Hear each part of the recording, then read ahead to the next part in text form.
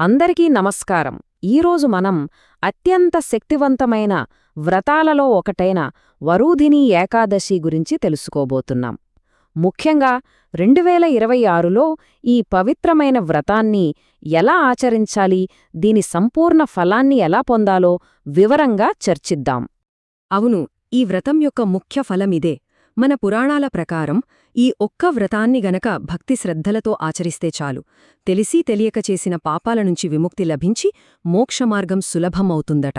అందుకే ఈ ఏకాదశికి అంతటి ప్రాముఖ్యత. సరే, ముందుగా అసలు ఈ వ్రతం ప్రత్యేకత ఏమిటి, దీనివల్ల మనకు ఎలాంటి ప్రయోజనాలు కలుగుతాయో వివరంగా చూద్దాం. వరూధిని ఈ పేరులోనే ఒక అద్భుతమైన అర్థం దాగి ఉంది తెలుసా? వరూధిని అంటే రక్షించబడినది లేదా ఒక కవచమని అర్థం. అంటే ఈ వ్రతాన్ని ఆచరించే భక్తులకు స్వయంగా శ్రీ మహావిష్ణువే ఒక కవచంలా అండగా ఉంటారన్నమాట. అన్ని రకాల కష్టాల నుండి, దుష్ట శక్తుల నుండి కాపాడతారని గట్టి నమ్మకం. ఇక ఈ వ్రతం ఆచరించడం వల్ల కలిగే ఫలాల గురించి చెప్పాలంటే అబో చాలా ఉన్నాయి. ఇది కేవలం పాపాలను తొలగించడమే కాదు, జీవితంలో అదృష్టాన్ని, ఐశ్వర్యాన్ని, ఎల్లప్పుడూ దైవ రక్షణను అందిస్తుంది. అన్నిటికన్నా ముఖ్యంగా ఇది ప్రతి ఒక్కరూ కోరుకునే మోక్షానికి దారి చూపిస్తుందని శాస్త్రవచనం. మరి ఈ ప్రత్యేకమైన రోజున మనం ఎవర్ని పూజించాలి? ఈ రోజున మనం ప్రత్యేకంగా పూజించాల్సింది సాక్షాత్తూ శ్రీ మహావిష్ణువు 5వ అవతారమైన వామన భగవానుడిని. వామనస్వామి ఆరాధన ఈ ఏకాదశి వ్రతంలో చాలా ప్రధానమైన అంశం. సరే, వ్రతం గొప్పతనం తెలిసింది. మరి 2026లో ఎప్పుడు చేసుకోవాలి? ఆ తేదీలు, కీలకమైన సమయాలు ఏంటో ఇప్పుడు చూద్దాం. ఇది చాలా ముఖ్యం, జాగ్రత్తగా గమనించండి. గుర్తుంచుకోండి, 2026 సంవత్సరంలో వరుధిని ఏకాదశి ఏప్రిల్ 13వ తారీఖున వస్తుంది. ఆ రోజు సోమవారం. మళ్ళీ చెప్తున్నా, ఏప్రిల్ 13, 2026 సోమవారం. ఈ తేదీని క్యాలెండర్లో మార్క్ చేసి పెట్టుకోవడం చాలా మంచిది. ఇక సమయాల విషయానికి వస్తే, ఏకాదశి తిథి అనేది ఏప్రిల్ 13న తెల్లవారుజామున 1:16 మొదలవుతుంది. అది మరుసటి రోజు అంటే ఏప్రిల్ 14 ఉదయం 1:08 వరకు ఉంటుంది. అయితే అన్నిటికన్నా ముఖ్యమైనది పారణ సమయం, అంటే ఉపవాసం విరమించే సమయం. అది ఏప్రిల్ 14న ఉదయం 6:54 నుంచి 8:31 మధ్యలో ఉంటుంది. ఈ సమయంలోనే ఉపవాసం విరమించాలి, ఇది తప్పనిసరి.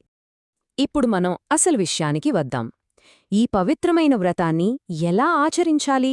స్టెప్ బై స్టెప్ ప్రాసెస్ ఏంటో వివరంగా తెలుసుకుందాం. సరైన పద్ధతిలో చేస్తేనే కదా పూర్తి ఫలం దక్కేది.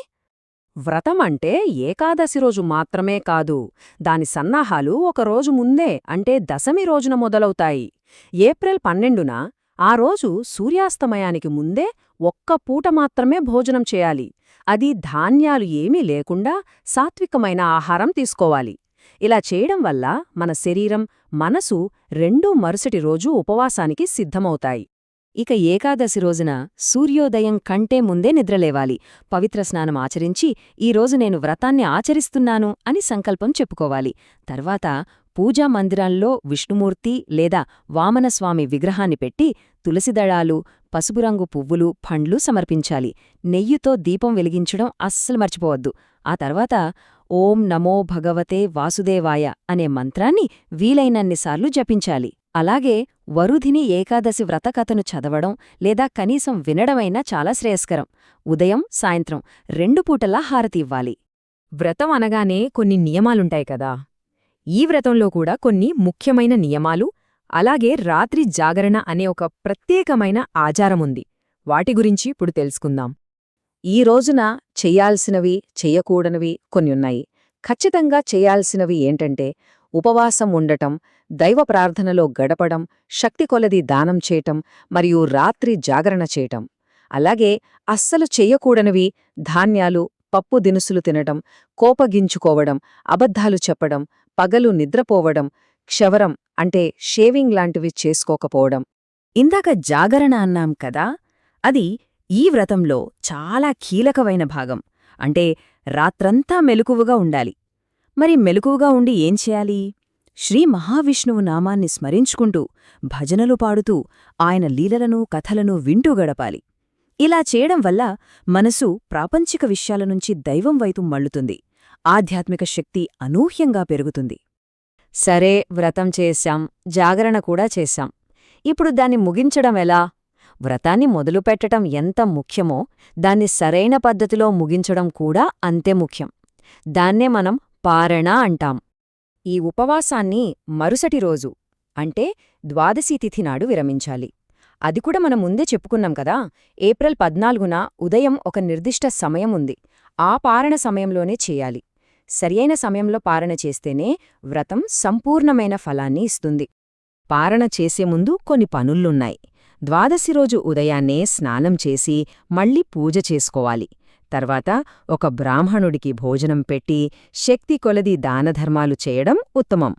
ఆ తర్వాత భగవంతుడికి నివేదన చేసిన ప్రసాదాన్ని స్వీకరించి ఉపవాసం పూర్తి చెయ్యాలి. చూశారు కదా, ఇంతటి మహిమాన్వితమైన ఈ వ్రతాన్ని భక్తి శ్రద్ధలతో ఆచరిస్తే జీవితంలోని సమస్త పాపాలు తొలగిపోయి పుణ్యఫలం లభించి అంతిమంగా ముక్తి లభిస్తుందని మన పురాణాలు ఘంటాపదంగా చెబుతున్నాయి. అయితే ఈ వ్రతం కేవలం ఒక పూజ, ఒక ఉపవాసం మాత్రమే కాదు. ఇది మనల్ని మనం నియంత్రించుకోవడానికి, మనసును శుద్ధి చేసుకోవడానికి, దైవం మీద మనసు లగ్నం చేయడానికి ఒక గొప్ప మార్గం. మరి ఈ వ్రతాన్ని మన జీవితంలో ఒక భాగంగా చేసుకుంటే అది మన ఆధ్యాత్మిక ఎదుగుదలకు ఎంతగా దోహదపడుతుందో ఒక్కసారి ఆలోచించండి. అందరికీ శుభం కలుగుగాక.